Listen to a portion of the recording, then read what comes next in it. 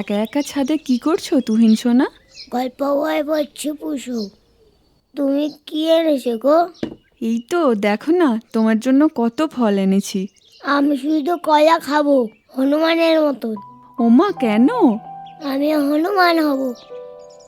ও পুষু, একটা কথা বলো না গো। হ্যাঁ বলো। হনুমান সে কি মানুষ? হঠাৎ এমন প্রশ্ন? বইতে যে ছবি দেওয়া আছে, হনুমান মানুষের মতন কথা বলছে। তুমি জানো হনুমানকে? হনুমানকে আমরা অনেক সময় বানর বলি, তুমি এটা জানো তো? হ্যাঁ জানি। বাহ, খুব ভালো। পুরাণের একটি মতে বানর কথাটা এসেছে বন আর নর এই দুই শব্দ থেকে।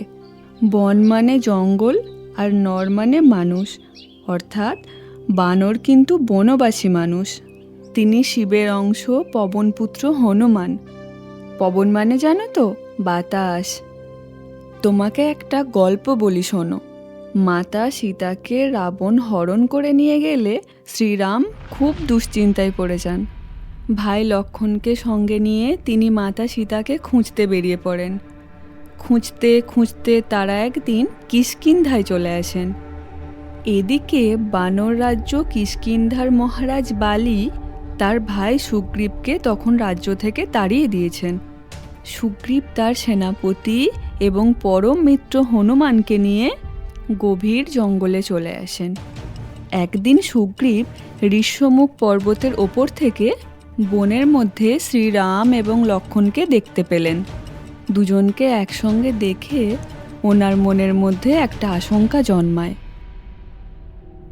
ওই দুজন সুদর্শন পুরুষকে এদিকে আসতে দেখে আমার আশঙ্কা হচ্ছে এদের হয়তো বালি দাদা পাঠিয়েছেন। কবিশ্রেষ্ঠ, আজ্ঞা করুন। তুমি ছদ্মবেশে ওনাদের সঙ্গে কথা বলে ওদের এই জঙ্গলে প্রবেশ করার কারণ জানার চেষ্টা করো। ওদের পরিচয়, এখানে আসার উদ্দেশ্য সব জানার চেষ্টা করবে। যথা আজ্ঞা। প্রণাম গ্রহণ করুন ঠাকুর। আপনি এই সময়ে এই ঘন জঙ্গলে একাকী কোথায় চলেছেন? আমি এই বনেই বাস করি, কিন্তু আপনারা এই পথে কোথায় চলেছেন? আপনাদের চেহারা ও বেশভূষা দেখে মনে হচ্ছে আপনারা তপস্বী, অথচ যথেষ্ট বলবান। এর আগে তো কখনো আপনাদের দেখিনি। কোথায় চলেছেন জানতে পারি?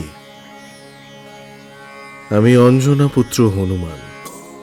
বানশ্রেষ্ঠ সুগ্রীব তার অগ্রজ দ্বারা বিতাড়িত হয়ে এই বনে অধিষ্ঠান করছেন।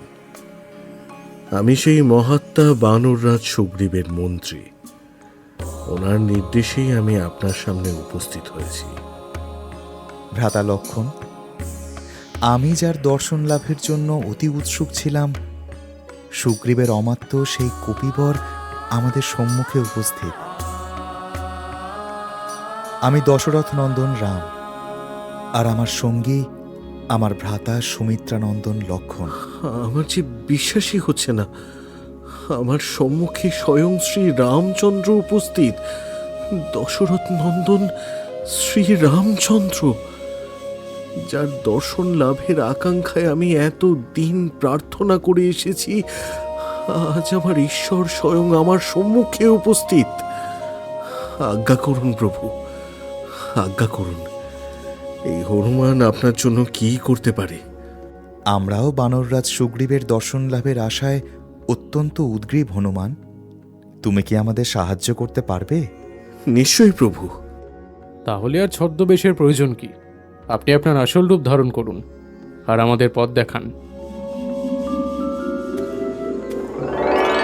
জয় শ্রীরাম।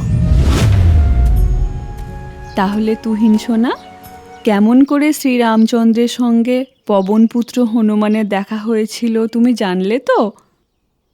জয় শ্রীরাম।